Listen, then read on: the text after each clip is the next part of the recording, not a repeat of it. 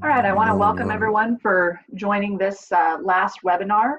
Uh, Dr. Bill, I'll let you go ahead and take control of your screen while I take care of some of the housekeeping things. Okay. This is the 9th presentation in our 10-part webinar series. So if any of you happen to have missed any of the earlier sessions, you can get the replays at strideanimalhealth.com. And then throughout this webinar, if you have questions as we go along, please type them into the chat section. So then at the close of the presentation, we'll have just a short Q&A session, and I'll relay the questions that you guys asked to Dr. Bill for him to answer. And then if there's any of them that we don't get to, we will take care of those through email at the close. So let's see here. Looks like we've got some folks here on web. Let me get that turned off.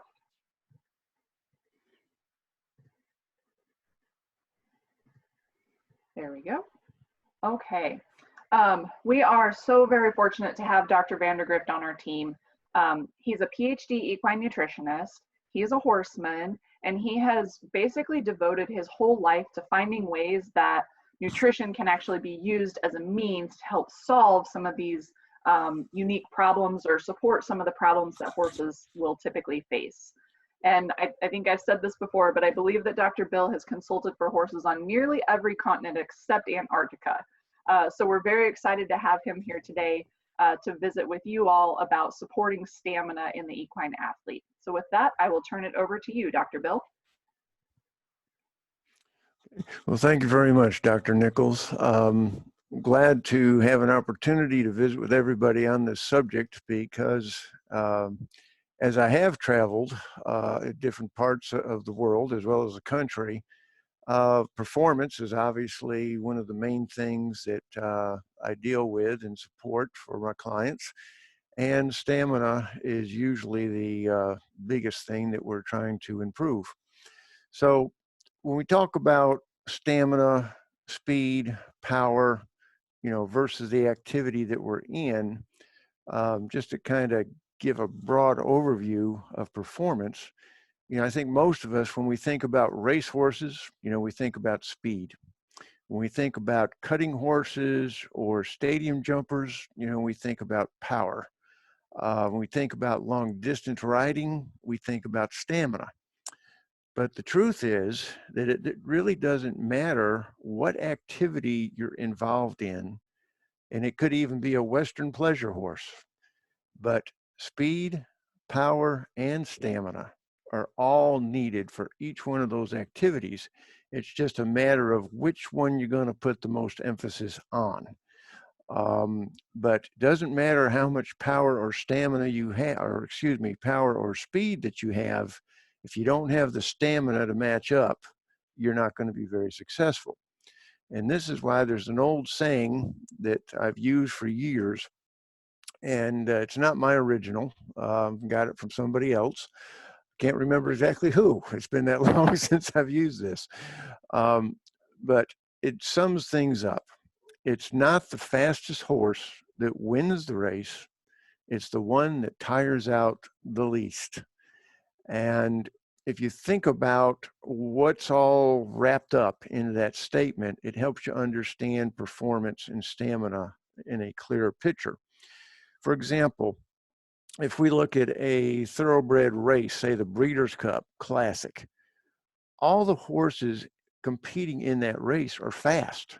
They've all got speed, but the one who's going to cross the finish line first and win that race is going to be the one that can carry that speed, maintain that speed all the way to the finish line. So now what I've just described is stamina.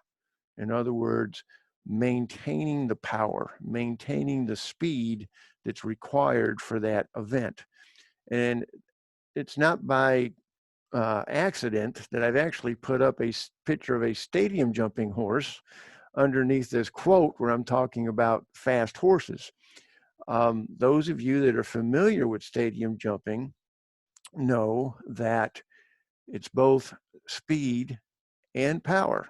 because with stadium jumping, the horse that wins is going to have a clear round, or at least the fewest jumping faults.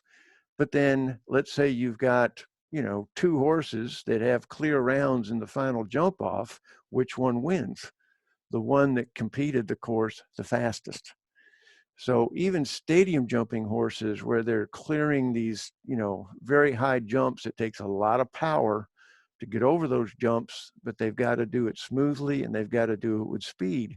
And they're going to have to do at least, you know, two rounds, the original, then the jump off, and then occasionally they may have to do a third one if there's still a tie. So the stadium jumping horse, the thoroughbred race horse, the barrel horse, all of these horses and competing in these different activities, it's not always the fastest that wins. It's the one that tires out the least, the one that can carry their speed, carry their power all the way to the end of the competition. So the first thing I want to do is discuss various energy sources that horses can use to generate muscular work, muscular power. And the main ones that we look at are soluble carbohydrates, structural or non-structural or non-soluble carbohydrates, fatty acids, and proteins. And we're going to go through each one of these individually and discuss them in more detail. So I'm not going to take a lot of time on this particular slide. But let's look at soluble carbohydrates first. Now, when we say soluble carbohydrates, what are we referring to? Primarily, we are referring to sugars and starches. Today, you see an awful lot about NSC values, or water-soluble carbohydrates, ethanol-soluble carbohydrates, starches. And there's been a lot of emphasis in the last several years to actually get our NSC levels, in other words, our sugars and our starches, down. Everybody wants to reduce the amount of sugar and starch in the feeds, or in the diet in particular, to hopefully improve insulin metabolism and avoid metabolic issues such as insulin resistance. But we cannot forget that glucose, which is going to come from dietary sugars and starches, is required in the diet. It's required in the body. Glucose is needed for maximal muscle effort, so maximum speed, maximum power. That's going to be generated by glucose. Glucose is needed for normal brain function. If you run out of glucose, and one of the things metabolically that happens is you go into ketosis, and then the brain is forced to start using ketones as an energy source rather than glucose. That can do strange things to brain function. If you've ever seen cattle with ketosis, they can act crazy, just to be blunt. So you really don't want to run out of glucose in that regard.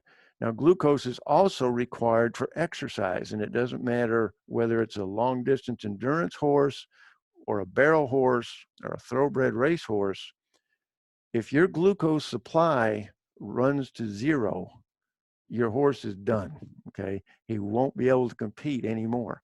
So even with all the emphasis that we currently have on trying to reduce sugars and starches in the diet, and again, that's your source of glucose primarily, okay?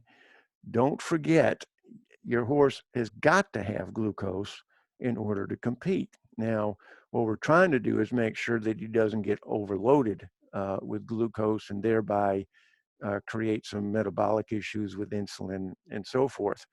But rarely do you see high performance horses developing insulin resistance, due to the fact that one of the main ways to avoid insulin resistance is exercise and conditioning. So let's take another more detailed look then at glucose and soluble carbohydrates. So as we just stated, all horses need a source of glucose for performance and also for stamina. Obviously, the amount of glucose depends upon the nature of the activity. A thoroughbred racehorse is probably going to need more glucose per day. For example, than a Western pleasure horse or a halter horse for that matter, okay? But for increased stamina, glucose stores should be conserved and utilized for maximum muscle performance. In other words, we want to save our glucose for those moments when we need maximum speed, maximum power from our horse, okay? Now, when our muscles are generating speed and power at a maximum level, that means they have to generate that energy in what we refer to as anaerobic oxidation. In other words, they do this without oxygen. Your horse is genetically evolved for this function, the flight or fright in flight reflex. Picture your horse or a wild horse got his head down grazing a mountain lion or a wolf, whatever, creeps up on the horse. The horse doesn't really realize it's there until that mountain lion makes that last lunge at the horse. And then what does the horse do? He reacts very quickly. His flight reflex kicks in, and his muscles are going to be generating speed and power at a maximal effort at that moment in time in order to get away from that predator. The same thing that a stadium jumping horse is going to use to propel themselves over that jump, the same type of activity that a cutting horse is going to use to get back on his hocks and quickly change direction to cut that cow. Okay, so that's maximal work out of those muscles. That is done anaerobically without oxygen. Now, here's one of the key things you need to take home with you today. When those muscles generate that maximum muscle power for either power or speed, they have to do it without oxygen, which means they can only use glucose, okay? They cannot use fatty acids, they cannot use proteins for that function. They can only use glucose. So the more glucose stores your horse has during any type of physical activity, the more they can conserve those and stretch those glucose stores out and use them only for maximal effort, the greater your horse's stamina is going to be, okay? So next, let's look at fatty acids. And now fatty acids and glucose, I will show you how those two link together, even though they're very different in terms of their chemical composition and how they're metabolized in the body. But first of all, understand that the horse actually obtains fatty acids for energy two ways. The first one is dietary fat. In other words, if you're using a commercial feed that's 8% fat, 10% fat, 12% fat, whatever that fat level is, that's the added oil, the added fat that is mixed in with that feed. That's what we're referring to as dietary fat. Also, keep in mind, even grass has a certain amount of fat in it. So again, a horse on a 100% forage diet is going to get a small amount of fat just from the grass and even from the hay for that matter, okay? But then the other source of fat are from fatty acids that are produced via digestive fermentation by the microbiome, okay? Horses are fermentation vats on four legs, okay? They've got a very large hindgut, very large intestine with many bacteria, that massive microbiome. That's why your horse can go out and eat grass and maintain 1,200 pounds of horse on nothing but grass. Whereas a human being, if you went out and grazed grass alongside your horse, not only would you be predisposed to being admitted to the hospital, you couldn't maintain yourself. And the reason is you don't have that microbiome. You don't have that ability to take that fiber from that grass and convert it into fatty acids from fermentation. So it doesn't really matter if those fatty acids are coming in from dietary fat are being produced in the horse's digestive tract via fermentation. They're fatty acids that are being absorbed into the blood, and they are available to be metabolized for energy. Now, fatty acids are always metabolized for muscular energy aerobically, which means it requires oxygen in order then to take those fatty acids, have those muscle cells take that fat and convert it into the energy battery or energy cells within that muscle in order to, propel the horse forward, jump, run, whatever the case may be. Okay, so fatty acids then are going to be used by the horse for less than maximal muscle performance. Okay, so the longer your horse can perform using aerobic metabolism, in other words, using fat as the primary energy source, then the more glucose your horse can spare, can put into storage and not use it until it's required for that maximal muscle performance that's then going to be done without oxygen. Now, before we leave this slide, I don't want to oversimplify it. It's not okay, I'm using fat this second and then I'm going to switch and I'm going to use glucose the next. That's not quite the way this works, okay? I like to use thoroughbred racehorses because I think everybody can envision, or a running quarter horse, let's use a racehorse. You can envision that thoroughbred running around a 1.25 mile track. And yes, they are running along at a pretty good clip, but they are not running at maximal effort the entire way. Some people will actually send a horse out at maximum effort in the hope that other horses will try to chase them down. So they set it up for a horse that comes from behind can then pass everybody at the end and win the race. But when those horses are going around that track, even though they're working hard, they are not at maximal effort. So they are using both their fatty acids for aerobic metabolism at that point in time. And yes, they are also using some glucose at that point in time. But the point is, the more we can train those horses to preferentially use fatty acids when they're at less than maximal effort, the more glucose they're going to have in storage for maximal effort when they make that final run to the finish line, especially when you get two horses going eyeball to eyeball and they're really gutting it out and seeing which one, can make it to the end, make it to the finish line first. That's when the maximal effort comes in, and those glucose stores or stamina is so important. Okay, so we have to train that metabolic engine of the horse, okay, to preferentially use those fatty acids for aerobic metabolism. If you look at the diet of a horse in his natural habitat, you're not going to find a diet that contains 8% fat, 10% fat, or 12% fat. Now, you might find a diet that contains 2.5 to 3% fat from his natural feedstuffs that he's going to obtain. So the horse really didn't evolve from the standpoint of using, I'll just throw a 10% fat diet out there.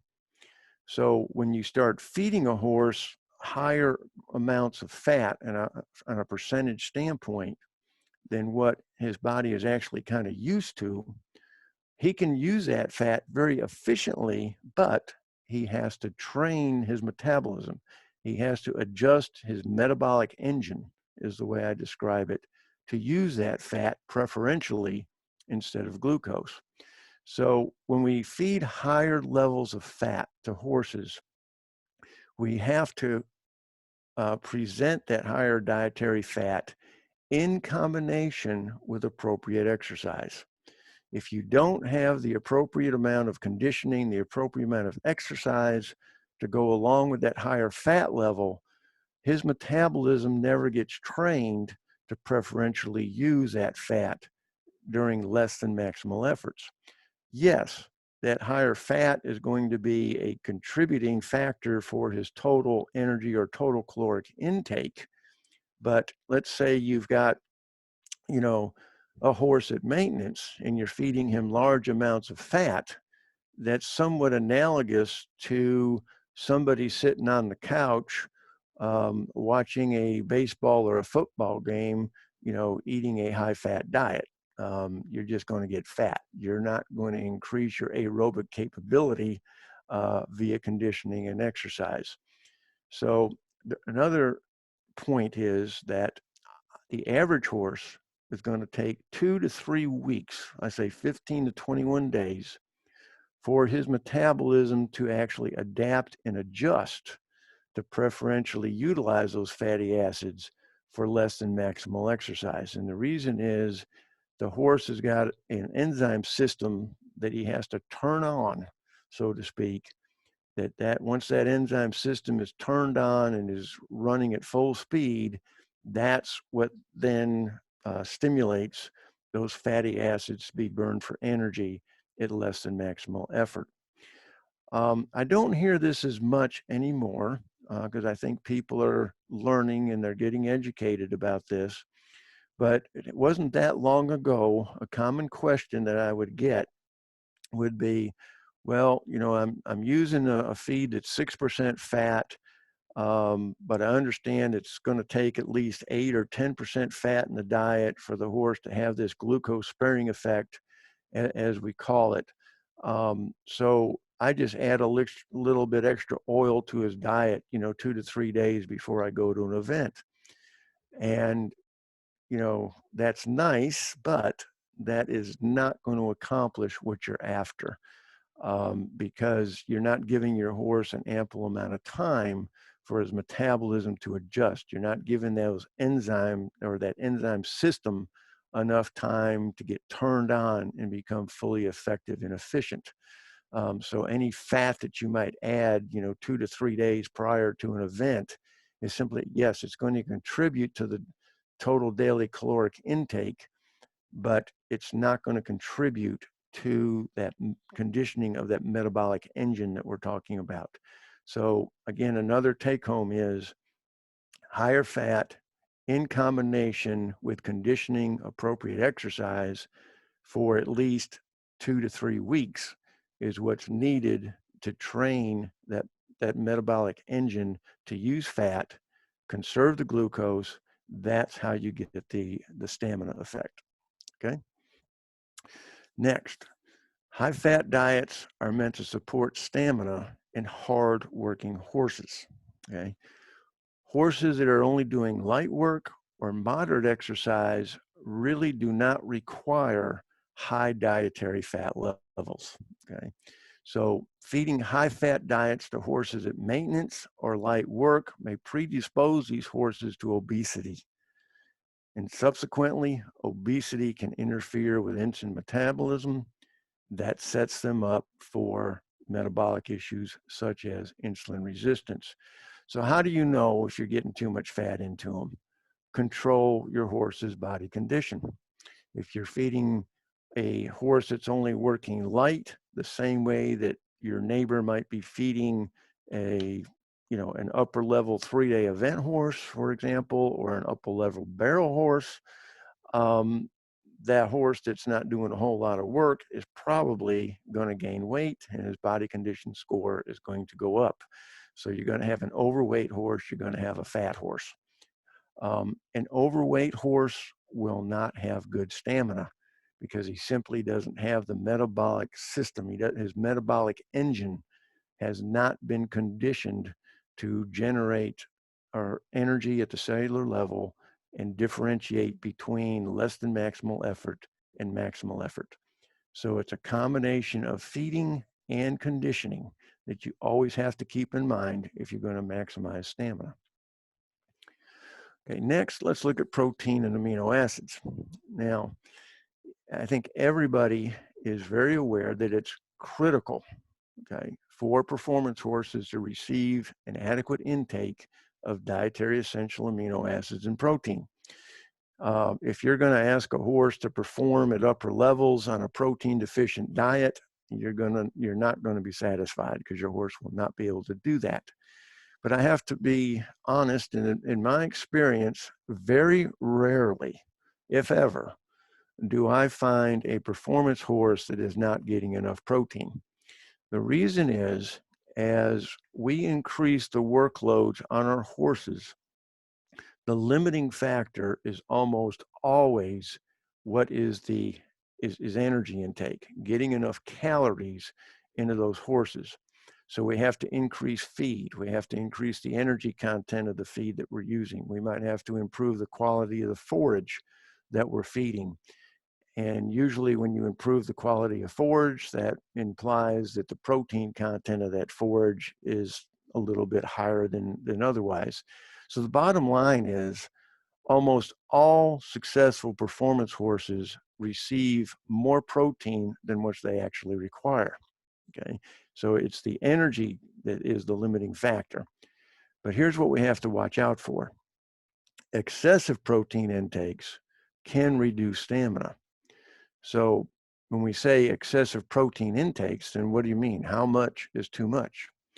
Well, before we answer that question, let's actually examine why excessive protein can rob you of stamina. Let's also look at why protein is not an efficient energy source. So, as you know, proteins are made up of amino acids, and Dr. Nichols' webinar tomorrow is going to be talking about amino acids. And I'm not stealing any of her thunder here with this presentation because I'm not addressing that.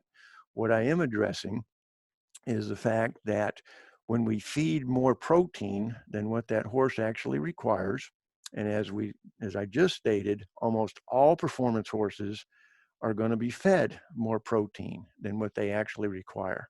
So what happens to that extra protein? If the protein and the amino acids are not actually utilized for protein synthesis, yes, they can be used for an energy source. And they're used for energy source because they're converted to fatty acids, okay? Notice the term amino acid, fatty acid, okay? The only difference between an amino acid and a fatty acid is that an amino acid contains nitrogen or an amine group, okay? Now, you don't need to get into a biochemistry lesson here, but just realize that when you remove the nitrogen from that amino acid, what you're left with is a fatty acid. That's how simple and easy it is to convert an amino acid to a fatty acid. So the body pulls that nitrogen off that amino acid, it's left with a fatty acid, and that fatty acid can be metabolized for energy just like any other fatty acid, whether it was from dietary fat or via digestive fermentation that we talked about earlier. Okay, but what happens to that nitrogen that's removed from the amino acid? Okay, you don't want a free nitrogen molecule floating around in the body. Okay, the horse is extremely efficient at taking that nitrogen out of the blood, and it converts it to urea in the liver, and then it converts it, as I mentioned, converts to urea, and then the urea is simply excreted in the urine. Sounds honest and simple enough. The problem is that by taking that nitrogen component off the amino acid and making a fatty acid out of it, you're actually using energy in order to generate energy. So it's not a completely efficient process. However, the biggest problem with this whole procedure or metabolic pathway is that when the horse is excreting that urea in the urine, that excretion process increases the loss of water and electrolytes. If you've got a performance horse, especially an upper level performance horse, you need them to conserve whatever body water they have, and you need them to conserve whatever electrolytes they have.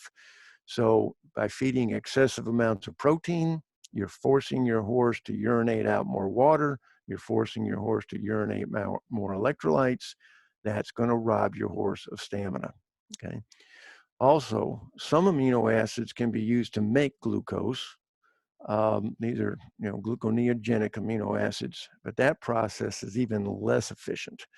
And just for information purposes, the amino acids alanine and arginine are the primary amino acids that can be converted to glucose. Okay. So let's go back to the question I asked earlier. So how much protein is too much?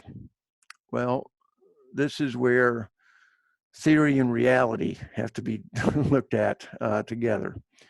In theory, or ideally, I like to keep protein intake somewhere between 100 and 150% of the requirement. Now, keep in mind, this is expressed in terms of grams per day, not percent protein, not percent lysine. How many grams of protein did this horse actually take in versus how many grams of protein did it actually require? So lots of times we can keep our protein intakes, in that 100 to 150% of the requirement range. But from a practical standpoint, there's also many situations where we can't. So the next, from a practical standpoint, I try to keep the protein intake under 200% of the requirement, or try to keep it under double what the horse actually requires. I think I'm always successful at being able to keep it under 200%, but I have run into situations, many times where protein intake might be 225, 250% of what the horse requires. And we run into those situations, we need to bring it back down again in order to, support maximum stamina for that horse. And where we find protein intakes that excessive, usually involves somebody that's feeding a lot of lucerne type hay, primarily alfalfa. So oftentimes we simply reduce the amount of alfalfa that's fed. On occasion, we have to eliminate it altogether. For example, again, we don't see this as much as we used to, but wouldn't be that uncommon to find somebody feeding 100% alfalfa on top of a commercial feed mix that contains 16% protein. And when you run into that, it's quite easy to get well over 200% of the protein requirement. Also, we can go ahead and increase dietary fat levels because, again, remember, the reason that these horses are being fed that much protein is almost always a result of an attempt to meet the horse's energy requirement. So energy is your limiting factor. So if we increase fat levels, that allows us to meet the horse's energy requirement much easier without having to feed large amounts of fat. Large amounts of protein. Okay. So what else affects stamina? There's actually anything that's going to affect soundness, anything that's going to affect metabolism is going to affect stamina. So electrolyte supply and balance. Some of you may have listened in on the webinar we did on Turbomag BCAA. We covered how electrolytes can affect glucose utilization in that webinar. So instead of kind of rehashing that all over again, I would ask you to go back and review that Turbomag BCAA webinar at your leisure. But keep in mind that loss of essential electrolytes or an electrolyte imbalance reduces glucose utilization by muscle. And anytime you're reducing the efficiency of glucose utilization, you are going to reduce stamina. Okay. Loss of essential electrolytes or an electrolyte imbalance also reduces heat tolerance. Now, heat tolerance improves stamina. So if you've got a horse, and that's got more things going on. My mouth's working not as fast as my mind is here, folks. Okay. A horse that's receiving excessive amounts of protein is also going to generate more body heat during exercise, which is going to reduce their heat tolerance. That is another reason why you want to control your protein intake. Failed to mention it. How do you know if your horse is getting too much protein. How do you know what your protein intake is compared to the requirement? Well, we can do dietary analysis for you on that, but there's also, the old, the horseman technique, and that is when your horse sweats, how much does he lather up? When a horse sweats, he sweats out protein, and there's a protein in equine sweat. Interestingly enough, it's called lathering, and that's where that lather comes from. So if you have worked your horse, and maybe not, doesn't really matter how hard you've worked them, maybe you're just warming them up, or maybe you're coming off of off a go, whatever it is, cutting horse, barrel horse, thoroughbred race horse, etc. But if they come off a work level or a work exercise and they look like they're doing a soap commercial because they're so lathered up, chances are your protein intake is a lot higher than what it needs to be. But also, your horse is going to sweat out electrolytes. And if his electrolyte level or his electrolyte balance is not what it needs to be, that is also going to reduce heat tolerance. And the definition of poor heat tolerance is poor stamina. So this is critical for maximum stamina, is to have your electrolyte load as well as your electrolyte balance correct. Now, Lasix, how does that fit into here? Because not only do race horses, thoroughbreds, quarter horses get Lasix, and barrel horses get Lasix. Lasix does create a loss of electrolytes, and it also creates an electrolyte imbalance. So thoroughbreds or running thoroughbreds, running quarter horses can actually get away with this easier than barrel horses can, and here's why. If you're performing multiple goes per day, and a lot of barrel horses will do multiple runs in a day, the more runs you do in a day, the more negative that effect is going to be on your horse's stamina, especially if you're asking your horse to run in the heat. Okay. Whereas a thoroughbred race horse, running quarter horse, they go one time and then that's it for the day. So, it's, how do you know, okay, should you give your horse Lasix or not? Well, it depends. Each horse is going to be an individual case. But if you notice that if you give your horse Lasix, he seems to be getting extra tired, seems to be getting extra, he doesn't handle the heat very well. You may want to reevaluate whether that horse actually is being benefited from Lasix administration. Okay, what else? The ability of the muscle cells to actually generate energy. Now, we talked about, glucose, soluble carbs, fatty acids, amino acids, protein, but that's not actually what generates or what produces the energy for that muscle cell to burn. What we're actually doing is producing ATPs, and we're producing other chemicals within that muscle cell, which will actually then be metabolized to generate that muscle power and that muscle stamina. Some horses genetically aren't real efficient at taking dietary energy sources and converting them into those energy cells or energy batteries that muscle cell is going to use.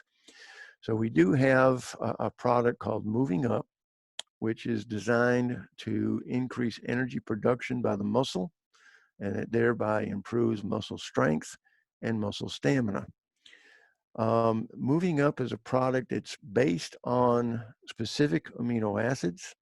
It's based on increasing blood flow to the muscles. It's based on using some ingredients such as chromium, which can help stabilize blood glucose. But because of the composition of this product, it is going to take a little adaptation period, because once again, the enzyme system that's going to be used to take these nutrients and convert them into muscle power, that enzyme system has to be turned on. So similar to using fat as an energy source preferentially in less than maximal effort, remember that took 2 to 3 weeks. In a similar manner, Moving Up is going to take about 2.5 weeks before it becomes fully effective, because those enzyme systems have to be turned on.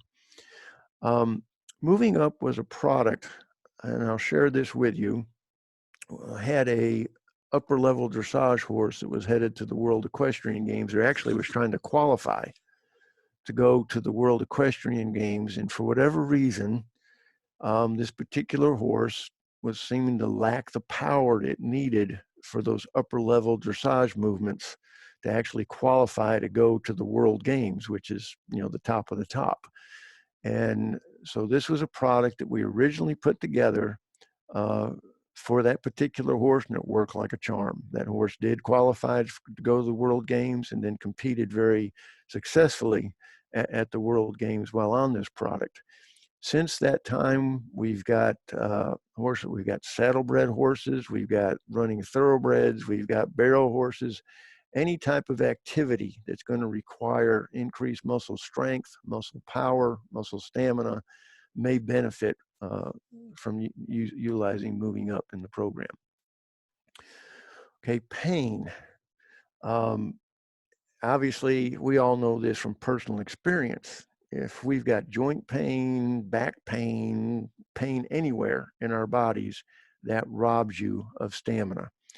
So one of the ways you can help counteract that is, again, we can, if you would, refer to the webinar that Dr. Nichols did on the New Zealand green lipid muscle.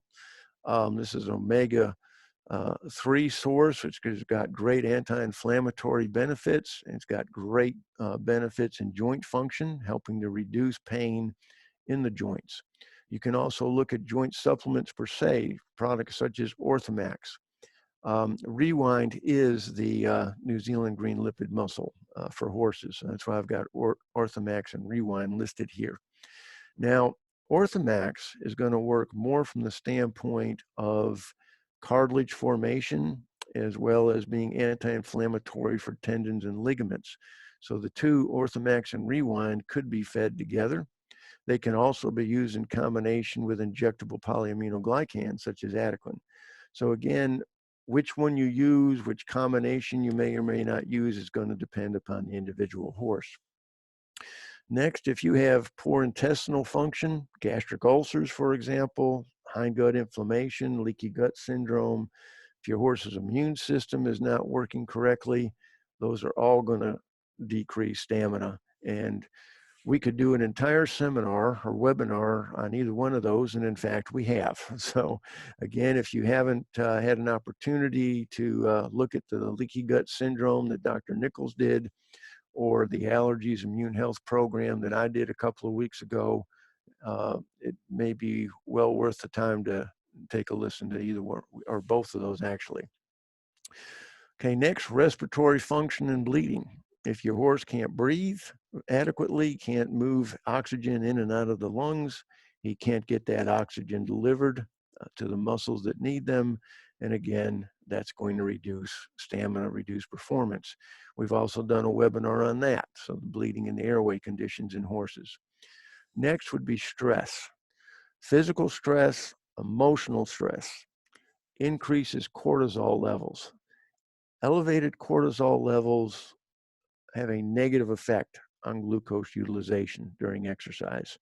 So keeping your horse calm, keeping your horse focused can go a long way to improving stamina. You've all heard, if you're involved with barrel horses, race horses, really any type of horse, stadium jumpers, cutting horses. But the classic is, the thoroughbred racehorse in the paddock that's acting up, extremely nervous, extremely hyperreactive. And you've heard it numerous times where somebody says, well, I'm afraid he's leaving his race in the paddock. Well, what does that mean? That means because that horse is so stressed, and his cortisol levels are going up, it's going to adversely affect glucose utilization during the race. He's not going to have the stamina needed to successfully complete that race. So he left his race in the paddock because of his nervousness. We've got a great testimony on a product called Engage from Larry Jones, a very successful thoroughbred trainer. It'd be well worth to listen to his experience with Engage. So if you've got a horse that has an issue with anxiety, has an issue with focus, keeping them focused can help their stamina, and Engage is a product that can help you with that. What else affects stamina? Okay, the timing between when you feed your horse and when you ask your horse for performance. Now, when we talk about feeding the horse in this particular case, we're primarily referring to feeding your horse a meal, usually a grain type meal, which is going to elevate blood insulin levels in response to elevated blood glucose.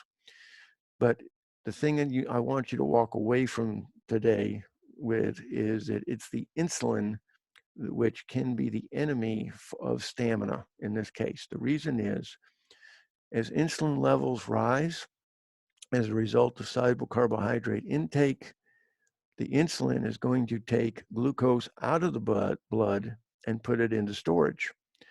So when you're exercising, you want it to come the other way. You want to mobilize glucose out of storage, put it into the blood, so it would be available for the muscles to use during exercise. Now, most of us will not do this, but I did want to share with you that there is research that supports the idea that if you give your horse a grain meal and you exercise them shortly thereafter, definitely within 1 hour after that grain meal, then any glucose that's in the blood at that point in time will then actually be available for metabolism by the muscles. So it's perfectly okay to feed your horse a grain meal and then go ahead and work them.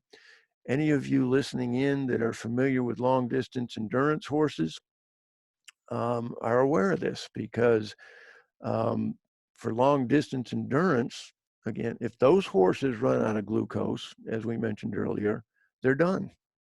So one of the things that competitors will do during their stops is they'll feed their horse a little bit. They don't give them a large amount, but they give them enough feed to support glucose stores. And then as soon as they're done eating, they get them all tacked up and off they go again.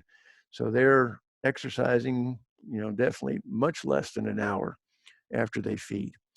If you're not going to exercise your horse intensely that quickly, then the other side of the bell-shaped curve is it's preferred that you wait at least 6 to 8 hours or more after a grain meal before you work them hard. The reason is that insulin levels are going to peak approximately 3 to 4 hours after your horse eats a grain meal. So that's the time you do not want to ask your horse for maximal exercise, because insulin levels are high, glucose is going the wrong way. Glucose is going out of the blood into storage. So it's not available for muscle work, and your horse will peter out on you much faster that way. Okay. There might be some questions on that one. Be more than happy to get into more detail. So in summary, number one is manage body condition. Do not let your horse get overweight. Do not let your horse get fat. Okay. Design the diet to supply fatty acids, which you can do from either dietary fat.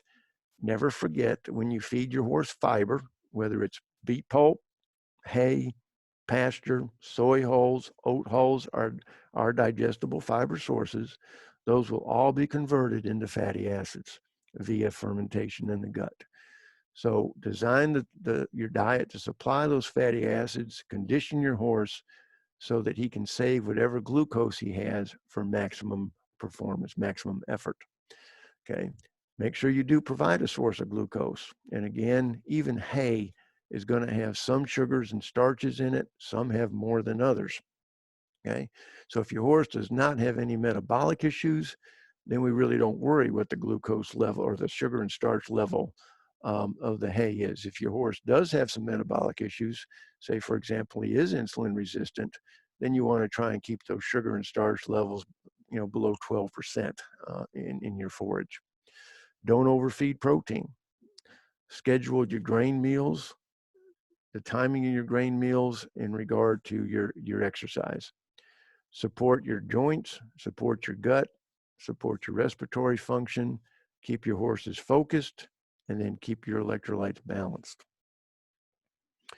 So what do you do next? Obviously, we've touched on many topics, some of them a little bit more involved than others, But how do you know if your feeding program is going to support maximum stamina for your horse? It is a complex thing to look at. I want you to know that Stride Animal Health actually has 2 PhD equine nutritionists, Dr. Nichols and myself. We also have a very well-trained team of consultants that are more than capable of working with you. And Stride will evaluate your feeding program free of charge. So if you go to the Stride or Bluebonnet website, you'll see on there a tab that says Nutrition Consult. Just click on that and we'll be more than happy to help evaluate your program and seeing if there's any holes in it in regards to improving your horse's stamina. So we say you can do the riding, we'll do the nutrition. So with that, I thank you for your attention and we will entertain any questions anybody might have. Thank you. Thank you very much, Dr. Vandergrift. That was excellent. We've got a few questions that did come in privately. The first was, they're saying that alfalfa is the only option at their barn. So their horse is on a 100% alfalfa diet and they don't really have the ability to change that. Is there anything that they can do from a management standpoint, or just it is what it is? Okay. There are some things you can do. And you are not alone by any means. There are many areas here, right here in the United States, as well as other areas around the world, where the forage program is 100% alfalfa.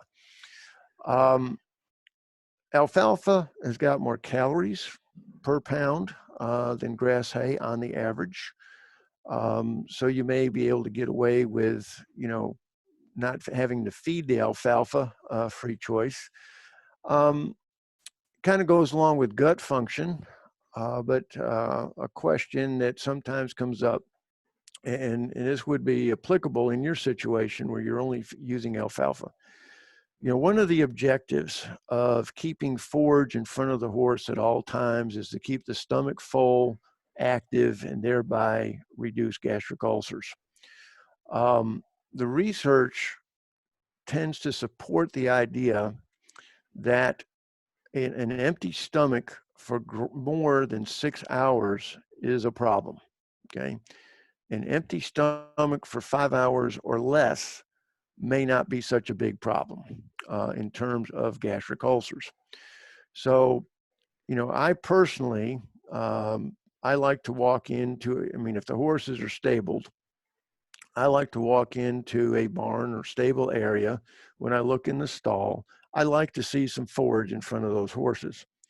But when your forage program is 100% alfalfa, if you were to keep alfalfa in front of those horses 100% of the time, then yes, your protein intake is going to go up, but you're also providing a lot of calories. So it may be more difficult then to control your body condition.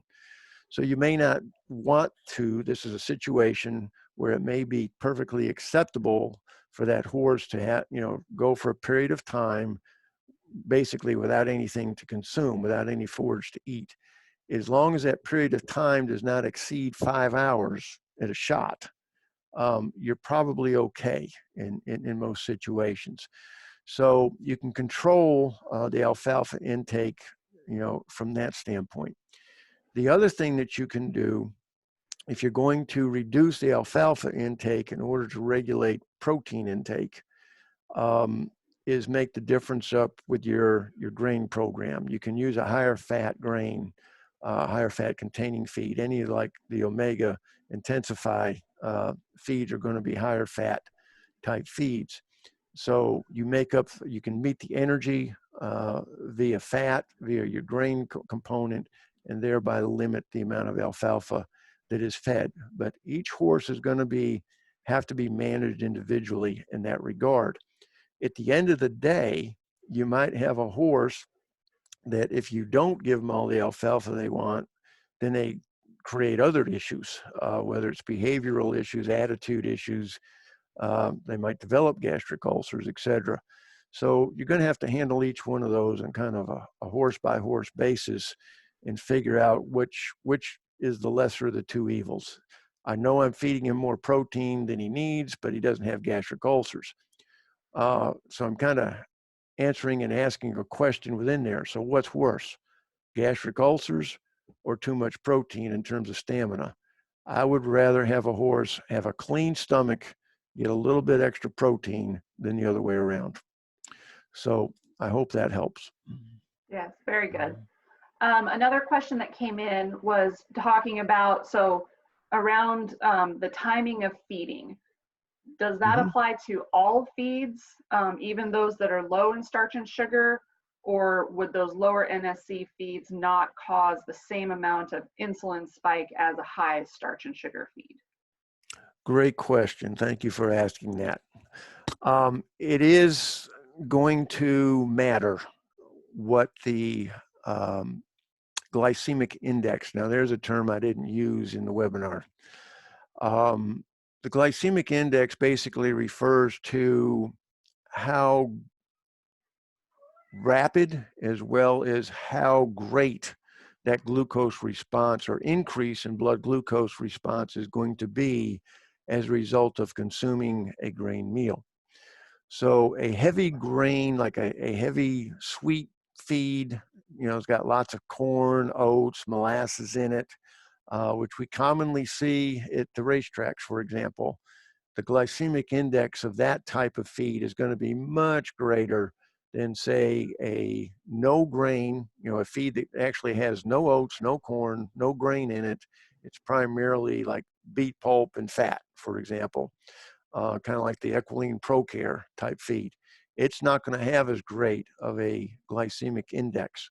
So yes, it does matter. So the lower the glycemic index, the less effect you're going to have on the timing.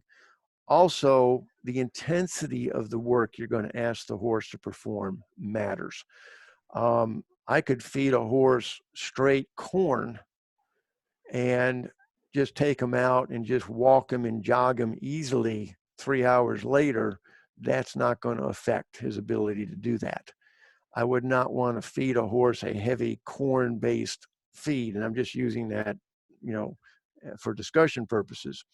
I would not want to feed a horse a heavy corn-based feed and then ask for a full gallop, like, you know, 3 hours later. Then you're asking for a reduction in stamina and some other issues as well. So yes, it does matter. The lower the NSC value, the less effect it's going to have. So thank you for asking. Okay, perfect. And then one other question. What is, or what would you consider an ideal conditioning program in order to help build stamina just in general? Can you give any guidance around that? In 30 seconds or less. Okay.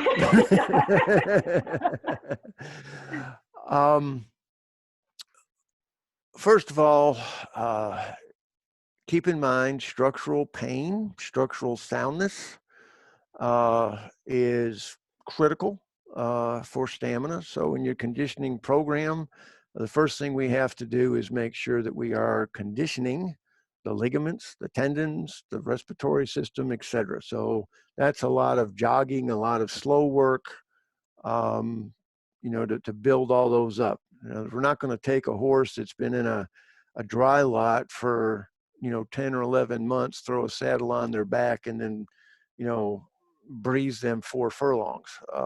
You're asking for problems right there. Now, so what is a good conditioning program? Any program that you use, and you can use, I mean, some people use treadmills, some people, you know, take horses on trail rides, they hack them, etc. First thing to do, condition, you know, the tendons, ligaments, muscles, respiratory system. Once you've got those conditioned, then it's a question of mixing up longer duration, slow work, along with short duration, intense work. Running, you know, race horses, barrel horses, it's a good idea to do short sprints with them, say, you know, 200-meter sprints. And you can actually do multiples in a day, a little bit of interval training, so to speak. But you don't do that every day. Okay, so you might do that a couple of times a week, and then you mix that up with some slower work, give those bones and joints and ligaments a rest from the speed work. And then just as they respond, as you notice, you can ask more work out of them, and they're not so winded, they're not sweating so much, they're not so tired. You know your conditioning program is advancing. Real quick story to share with you. I can remember when the Olympics were in Atlanta in 1996. Of course, all the teams from all over the world came to Georgia. And I remember at that point in time, I had an affiliation with the German team as well as the US team. And we were watching the German 3-day event team do training. And one of the things we were worried about in the heat and humidity of Georgia for these horses coming from Europe was anhidrosis, not sweating. And we had a German horse come in off a training session, and from a distance, we saw no lather on this horse, and it looked like he wasn't sweating. And everybody kind of went, oh, we better go check this out. And as we got closer, we realized that the horse was sweating profusely. He just wasn't producing any lather. So what did that tell us about the protein intake on that horse? It was basically right where it needed to be. But that's also an indication of the conditioning on that horse. You'll notice changes in the sweat pattern as the conditioning level improves on these horses as well. So, I mean, you kind of got me going on a subject dear to my heart, so I better just quit. So, or we'll be here all afternoon. So I hope that helped. Yeah. Perfect, thank you. With that, that's going to be a wrap on the webinar. Thank you everyone for attending. If you did miss part of this, or if there's anything you want to reference back to, check your email. We will be sending out a replay link to everyone who had signed up for this webinar, so you can watch it at your own leisure. And then again, if you are interested in having a free nutrition consult from our team, just go to thestrideanimalhealth.com, and there's a tab called Nutrition Consult where you can start that process. And then lastly, I want to make sure that everyone is aware of the podcast that we have recently started called Feed Room Chemist. We basically just talk about a variety of different nutrition topics. And so there's a good grouping of topics already available for you to listen to that you can go catch up on.